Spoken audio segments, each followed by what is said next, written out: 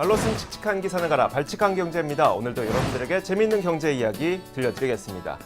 자, 오늘도 머니투데이 방송 권순우 기자 나와 있습니다. 어서 오세요. 안녕하세요. 상식의 반대말은 욕심이라고 생각하는 상식주의자 권순우입니다. 네, 반갑습니다. 반갑습니다. 그리고 오늘은 염현석 기자도 나와 있습니다. 어서 오세요. 안녕하십니까. 카더라를 그렇다로 바꾸는 사실주의자 염현석입니다. 네, 반갑습니다. 저는 시장을 읽는 남자 이주호 앵커입니다. 자, 오늘 저희가 자율주행차에 대한 이야기를 한번 해볼 거예요. 예, 최근에 자율주행차 사고도 나고 그래가지고 뭐 이렇게 그 미국에서는 연구가 지금 당분간 중단이 좀 돼 있다고 하더라고요. 네, 그렇죠.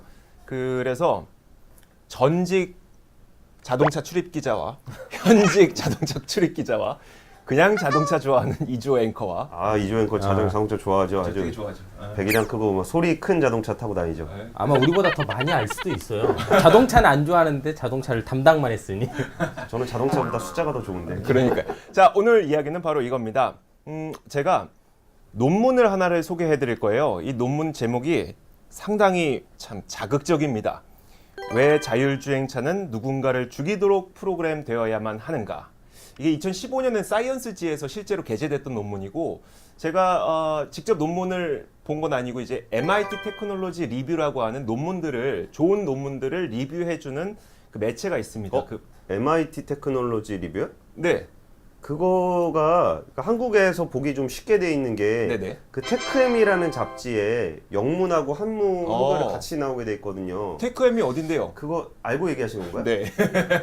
그게 머니투데이 방송에서 발간하는 잡지 테크엠에서 MIT 테크놀로지 리뷰 잡지의 그 전제를 하고 있으니까 네네. 많은 분들이 애용하시면서 이름은 권순우를 추천으로 써주시면 감사하겠습니다. 그러니까 셋 다 돌아가면서 한 번씩 추천을 해주세요. 저는 상관없으니까 그냥 두 분 이름으로 예. 하도록 하겠습니다.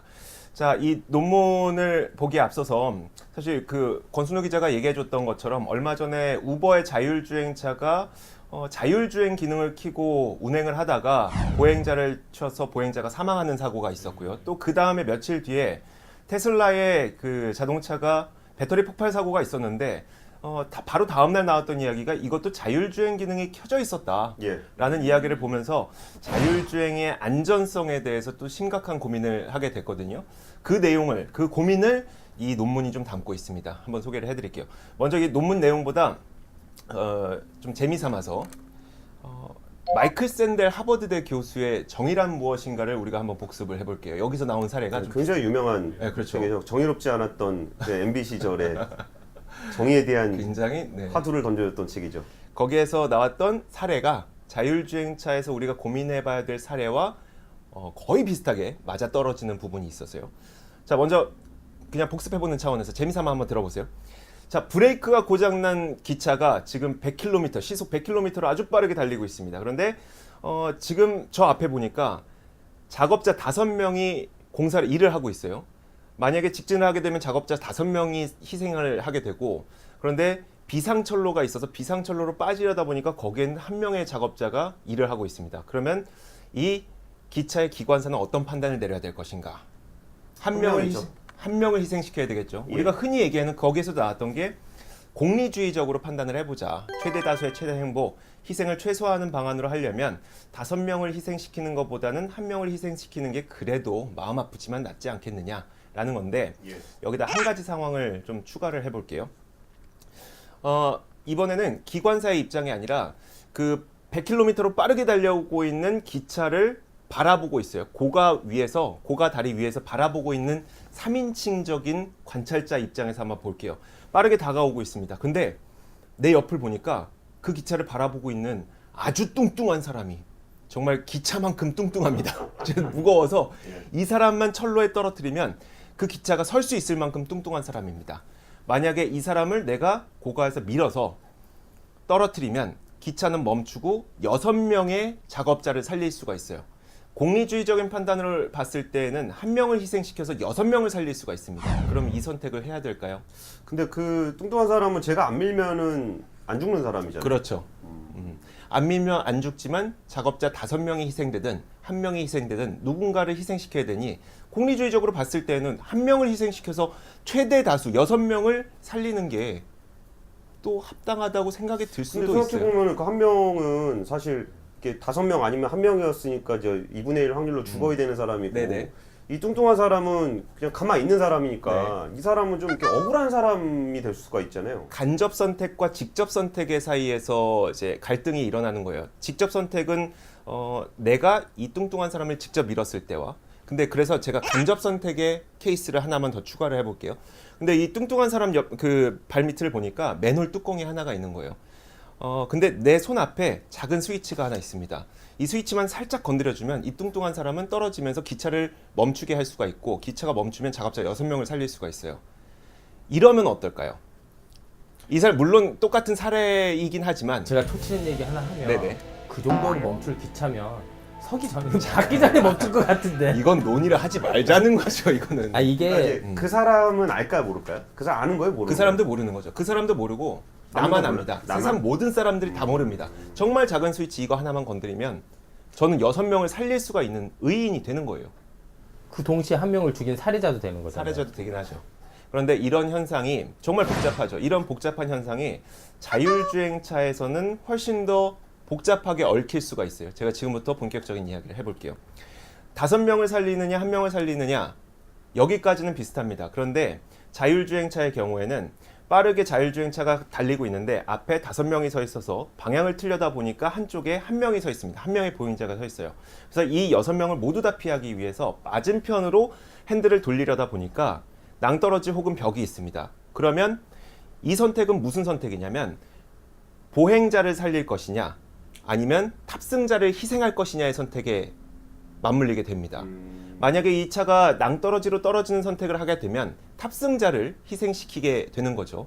그러면 이 탑승자를 희생시키는 게 맞을까요? 아니면 아무래도 수적으로 많은 희생을 가져온다고 하더라도 보행자를 희생시키는 게 맞을까요? 일단은 가해자 책임이 우선되지 않을까요?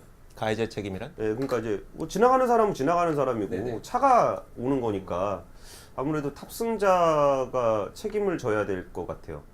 아무래도 나는 돈을 내고 그 차를 이용하고 있었으니 그리고 보행자는 아무 관련이 없었으니 보행자를 살리는 게 맞겠다. 알겠습니다. 그러면 여기에서 또 한 가지 상황을 들어가 볼게요. 보행자를 살리도록 그 프로그램을 짰다고 가정을 해볼게요. 불가피한 상황에 보행자를 살리고 탑승자를 희생시키도록. 그러면 그 자율주행차를 타려고 할까요, 사람들이? 저는 보행자를 살리는 게 맞다라고 보는 게 탑승자는 여러 안전 장치들이 있잖아요. 예를 들어 네네. 뭐 낭떠러지에 간다고 해서 전부 다 죽는 건 아니고 뭐 벽을 박는다고 해서 내가 탑승자가 뭐 다칠 수는 있겠지만 뭐 굳이 사망하는 사고가 있을 수도 않는 거고. 근데 이게 빠른 속도로 가다 보면 보행자들은 거의 확률이 더 높은 네네네. 거잖아요. 그리고 탑승자는 여러 가지 보호 장치들이 있기 때문에 왠지 가중치가 보행자에 더 줘야 되는 게 맞다라고 생각은 들어요. 여면석 기자의 이야기는 제가 잠시 후에 조금 다른 상황으로 적용을 해볼게요. 사실 근데 만약에 탑승자를 희생시키도록 프로그램이 되어 있는 차를 많은 사람들이 왜 내가 돈 주고 산 차가 나를 희생시키냐라고 하면서 자율주행차를 많이 이용하지 않게 될 경우에 어떤 모순에 닥치게 되냐면 사실 사람이 운전하는 게 사고율은 훨씬 높습니다. 음주운전 하시는 분들도 많이 있고요. 졸음운전 하시는 분들, 주행 중에 핸드폰 사용하시는 분들 이런 거 굉장히 많기 때문에 사람이 운전하는 차의 사고율이 훨씬 더 높아요. 그러면 보행자를 살리고 최대한 공리주의적으로 최소한의 희생을 위해서 프로그래밍을 해놓으면 훨씬 더 많은 사람들이 자율주행차를 이용하지 않게 되면서 사람이 그 운전을 하면서 사고를 많이 내는 그 차량에 일반인들은 훨씬 더 많은 노출을 받게 되는 거예요. 그러면 분명히 우리는 공리주의적으로 프로그램을 했는데 왜 사람들이 더 많은 사고에 노출되지? 라는 모순에 또 부닥치게 됩니다. 여면석 기자의 이야기를 이제 제가 예를 들어볼게요. 똑같이 자율주행차가 달리고 있는데 바로 앞에 갑자기 오토바이가 나타났습니다. 예. 오토바이를 치게 되면 오토바이는 사고가 났을 때 훨씬 더 사고율이 높죠. 사망률도 높고. 예. 그러면 이 차는 당연히 오토바이를 피해서 벽을 받거나 아니면 뭐 다른 데를 가거나 하는 게 맞습니다. 그런데 만약에 그 자동차에 어린아이가 타고 있다면 이게 가중치에 대한 이야기입니다. 여자와 어린아이는 건들면 안 되는 건데. 이게 그러니까 자율주행차가 가장 안전에 대해서 문제가 되는 게 책임 소재가 불명확하다라는 거예요. 네네. 사람이 운전을 하게 되면 예를 들어 사망 사고를 냈거나 재산적인 피해를 줬을 때 정확하게 책임을 물을 수 있는 존재가 있단 말이에요. 그렇죠. 너가 잘못한 거다라는 운전자가 잘못한 거다. 사람 같은 경우에는 여러 가지의 경우에 잘못된 경우가 많지만 의외로 해결책은 단순해요. 너가 잘못했어가 되는 거니까. 네네. 근데 자율주행 같은 경우에는 그런 걸 모든 걸 다 일반화 시킨 거기 때문에 시스템 자체는 굉장히 복잡하지만 책임을 묻기가 되게 힘든 거예요. 네네. 그렇기 때문에 자꾸 이렇게 여러 가지 경우의 수에 따라서 이럴 때는 자율주행이 프로그램이 잘못한 건지 그러면 프로그램이 어떻게 해야 되는 건지 그렇다고 그 뭐 딥러닝이라고 하죠. 뭐 이렇게 인공지능이 스스로 학습해서 그러면 컴퓨터가 판단했을 때 이게 과연 맞는 선택인 건지 그렇다고 컴퓨터를 전원을 꺼서 너를 사용해 시키겠다. 전원을 끈다. 우리 지금 많이 사용을 시키잖아요. 다시 살리기도 하고. 아니, 뭐 제조사 책임을 물어버리면 되는 건데, 그렇죠. 근데 제조사 책임을 묻기도 조금 어려운 부분이 그 센서 같은 것들이 뭐 망가졌을 수도 있고, 맞아요. 그럼 자기가 이게 가서 보면서 내가 청소도 좀 세차도 깨끗하게 하고 네네. 먼지 끼면 좀 닦고 그러면서 자기가 정비를 해야 되는 상황이 있을 수도 있잖아요. 그렇죠. 근데 운전자가 그러니까 운전 당시에는 내가 아무것도 하지 않았지만 뭐 차량을 뭐 이렇게 1년에 한 번씩은 정비를 받아야 되는데 안 받았다거나 뭐 이럴 경우에는 사실 제조사 책임을 묻기도 좀 어려운 측면이 좀 있어 보이긴 해요. 그 이야기를 조금 더 덧붙이자면 그 예를 들어서 지금 있는 센서의 경우에는 뭐 먼지가 튄다거나 흙먼지가 튀어서 센서를 가리게 될 경우 그 감지, 인지 능력이 많이 떨어지잖아요. 그럼 만약에 자동차 주인이 오너가 내가 세차를 안 해서 센서의 감지력이 떨어져서 사고를 낼 경우에는 그럼 이건 제조사 책임입니까? 아니면 자동차를 세차하지 않은 자동차 주인 책임입니까? 내 차는 훨씬 덜 공리주의적이어서 대도화의 필요성을 더 역설적으로 보여주는 것 같아요. 나도 안 다쳤으면 좋겠고 보행자도 안 다쳤으면 좋겠다. 누구도 내릴 수는 없어요. 그거. 네. 설사 사회적 합의로 다수결로 했다고 해도 이해상충은 항상 발생을 해요.